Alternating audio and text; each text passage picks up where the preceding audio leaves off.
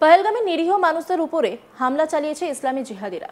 জানে শেষ হয়ে গিয়েছেন বেশ কিছু মানুষ। ঘটনার জেরে ভারত ও পাকিস্তানের মধ্যে রীতিমতো উত্তেজনার পরিস্থিতি সৃষ্টি হয়েছে। এরই মধ্যে নিজেদের আগ্রাসী মনোভাব নিয়ে সুযোগ খুঁজতে শুরু করেছে বাংলাদেশ। এক্ষেত্রে বিডিআর কমিশনার আলম ফজলুর রহমানের একটি পোস্ট সামনে এসেছে।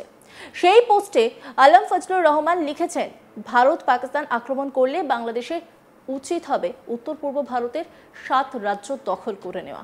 এ ব্যাপারে চীনের সঙ্গে যৌথ সামরিক ব্যবস্থা নিয়ে আলোচনা শুরু করা প্রয়োজন বলে মনে করি। এখানেই শেষ নয়, এক্ষেত্রে বেশ কিছু ছবিও ইতিমধ্যে প্রকাশ্যে এসেছে, যেখানে বিদেশি সেনার রুট মার্চও দেখা যাচ্ছে।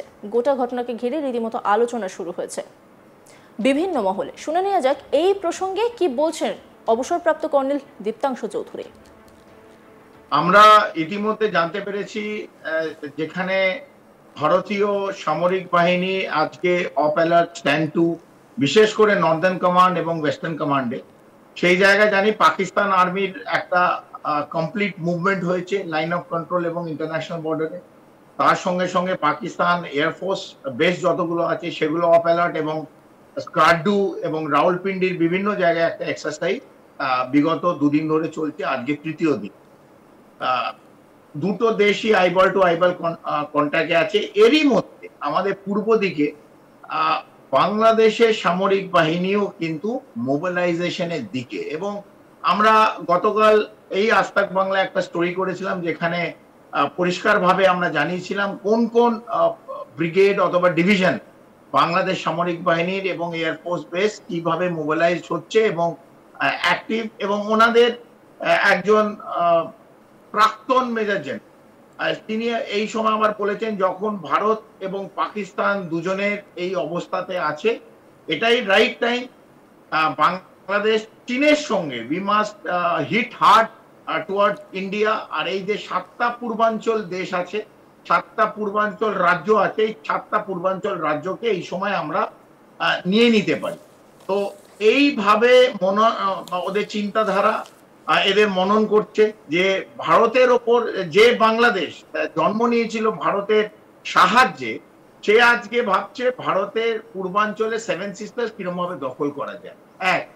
ইতিমধ্যে আমরা দেখতে পেরেছিলাম ওয়াকারুজ্জামান, যে chief of army staff Bangladesh army, সে এই যে আর্মি ইউনিট গুলো মোবিলাইজ হচ্ছে, একটা স্পেশাল ফোর্স বাংলাদেশে তাদের একটা গুপ্ত জায়গায় একটা জঙ্গলের মধ্যে আমাদের কাছে ইতিমধ্যে গণমাধ্যমে ছবি পেয়েছি, সেখানে উনি ওনাদের মোরাল হাই করার জন্য, এই সৈনিকদের মোরাল হাই করার জন্য স্পেশাল অপসদের কোন একটা সেন্সিটিভ জায়গায় কিছু নির্দেশ দিচ্ছে, সেই ছবি আমরা পেয়েছি।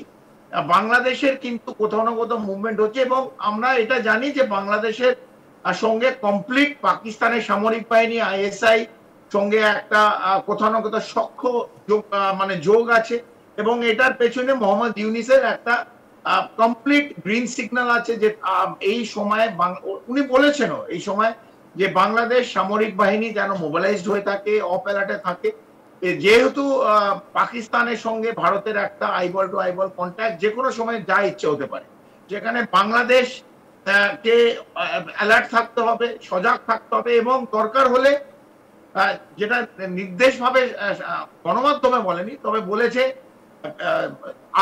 আড়ালে বলেছে যে জমি এবং বায়ু, বাংলাদেশের জমি এবং বাংলাদেশের যে এয়ার স্পেস আছে, সেটা যদি পাকিস্তান চায় আমরা নিশ্চিতভাবে তাদের এটাকে হেল্প করতে পারি।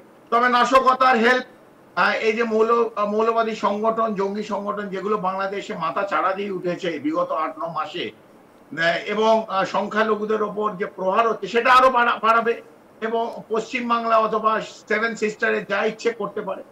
তবে একটা ব্রেকিং নিউজ যেটা আমি সবাইকে জানাতে চাই, ইতিমধ্যে আমরা জানতে পেরেছি বাংলাদেশের সামরিক বাহিনীর হেডকোয়ার্টার ঢাকায় ওনাদের একজন মেজর জেনারেল আসাদুল্লাহ মিনাউল আলম, ইনি জিওসি 10 ডে, আমাদের কাছে পরিষ্কার ইনফরমেশন আছে, কিছু ছবিও এসেছে। মেজর জেনারেল আসাদুল্লাহ মিনাউল আলম, ইনি হচ্ছে জিওসি 10 ডে। ইনি 20 এপ্রিল 2025-এ, আমি টাইমও বলে দিচ্ছি, 12:10 থেকে দুপুর 2:20, 1210 আওয়ার্স টু 1420 আওয়ার্স, এইখানে সেনা ভবনে একটা পাওয়ার পয়েন্ট প্রেজেন্টেশন দিয়েছে, সেখানে কারা কারা ছিল সেটাও আমি বলছি, কি কি আলোচনা হয়েছে সেটাও বলছি। একটা পাওয়ার পয়েন্ট প্রেজেন্টেশন দিয়েছে যেখানে ভারতবর্ষকে কিরম ভাবে এই পূর্ব দিকে বিফল এবং ভারতবর্ষকে ধাক্কা দেওয়া যায়, এবং সেটার কি কি পোটেনশিয়াল ওয়ার সিনারিও, কি কি ভাবে ডিফারেন্ট ওয়ার সিনারিও বলেছে। মানে বাংলাদেশে চট্টগ্রাম অথবা কক্সবাজারের তরফ থেকে কি করা যায়, মানে ত্রিপুরার ওই ফেনীর আশেপাশে আগরতলা ত্রিপুরা দিয়ে ধাক্কা দেওয়া যায় কিনা, অথবা রংপুরের তরফ থেকে টুয়ার্ডস চিকেন নেক মানে শিলিগুড়ি করিডোরকে ওই লালমনিরহাটকে বেস করে ওখানে কি কি করা যায়, এবং পাকিস্তান এবং চীন যদি ওদের হেল্প করে তাহলে ওরা কতটা অগ্রসর হতে পারে, এবং কি কি থ্রেট বাংলাদেশের পক্ষে যদি ভারত উল্টে একটা চড় মারে তাহলে কি থ্রেট, কি স্ট্র্যাটেজিতে এগোবে এবং কি প্ল্যানিং। এটা কমপ্লিট একটা ডিসকাশন হয়েছে, একটা পাওয়ার পয়েন্ট প্রেজেন্টেশন হয়েছে। এবং আমি সবাইকে জানাতে চাই গণমাধ্যমে এবং বিশেষ করে আজ তাক বাংলার মাধ্যম দিয়ে কারা কারা ওখানে ছিলেন, এটা ভেরি নোটেবল।